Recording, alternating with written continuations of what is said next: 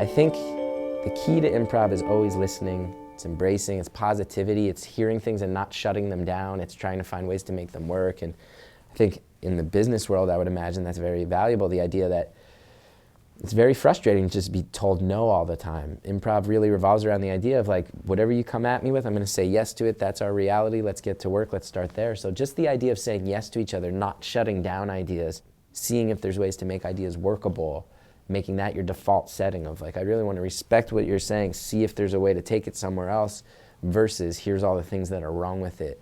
I think it's just a very positive mentality. So I think a lot of people that come across it get very addicted to it because it does feel different, especially as a New Yorker.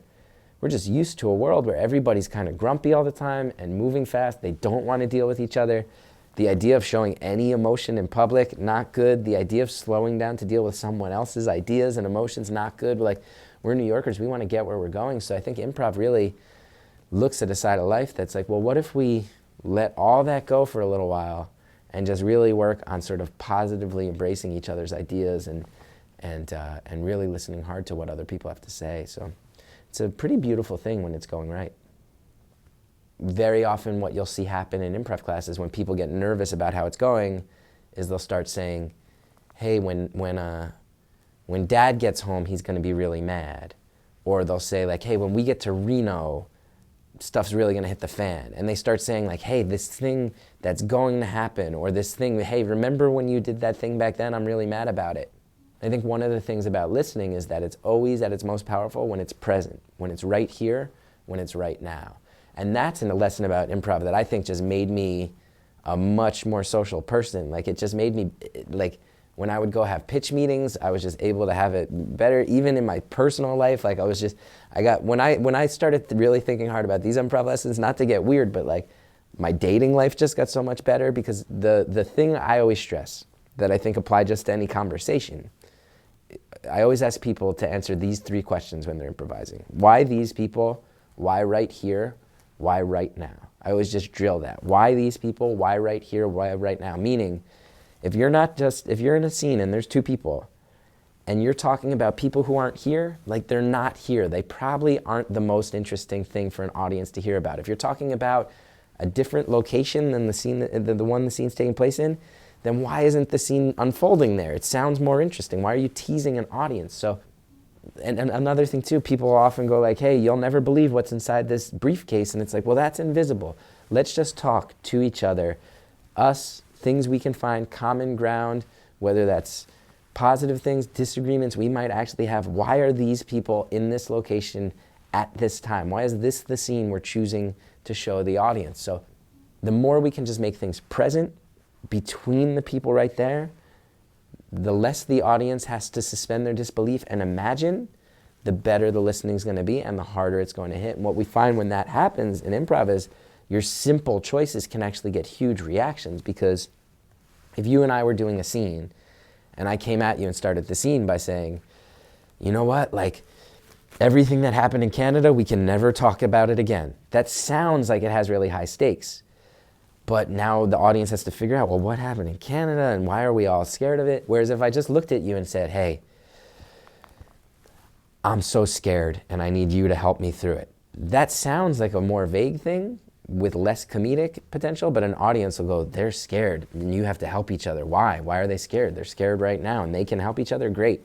And it's a human connection that we can latch onto. So being present in the moment with each other, nothing else, you're gonna work out. It's gonna make your improv scene so much better. I feel it makes a lot of conversations better too. I'm a really big fan lately of the phrase, slow is fast, slow is fast. And what I mean by that is, like, especially in the context, I can speak to it in the context of people who go on stage, which is like, we forget that when we're on stage and we're improvising and we're bouncing ideas back and forth, an audience, it's really hard for them to keep up and they don't really know why we're making the choices we're making, because we're trained in this and we have classes in this, so we can go to them it looks like it's moving 1,000,000 miles an hour. Like most people, when they see an improv show, if they like it, they remember that first one as being like the best show they ever saw. And it probably wasn't. It's probably just that these people knew what they were doing so much. So one of the things I always like to stress about slowing down is this idea. It's actually something that I learned from my wife uses this phrase because she is an aerialist. She was an aerialist for many years. She was a dancer who would do all this work with harnesses and rigging and flying around from the ceiling. And she told me that phrase, and it stuck in my head because she always said, like, if you have a problem with your harness, you want to get it fixed fast so you can go back to the act. You want to get back in there. But remember to the people watching, like, no matter how long it takes, no matter how slow we move, you're still flying around in the sky. And I think for improv, that really applies well of, like, no matter how, we can really take a breath. The audience is going to be blown away if we do our jobs right. We don't need to move fast to impress them. Like, the desire is just joke, joke, joke, laugh, laugh, laugh, laugh, laugh, but you can smother it. It's another thing I often say about it too, is like, we have to remember when we're improvising that, like, it's sort of like building a fire. Like, you have to start with the kindling, and you have to start with just a spark, and you can't just throw the big logs on. If you just try to pile everything on, it's not gonna go anywhere. The audience is gonna smell a rat, not gonna be with it. So for me, I think the advice I can give anyone is just remember, someone who is a professional doing what they do at any speed is probably going to blow away a novice. They're probably going to have total control. And when we rush, we actually can give that away. I think when we consciously take a breath and slow down, it demonstrates, like, confidence and mastery of our craft, which I know is a very pretentious thing to say, but that's what I used to say to people when I taught them in their improv acting classes, which can be kind of pretentious. So that's the main thing, is remember what we do is impressive. We don't need to speed through it because they're going to be blown away as long as we do it with integrity.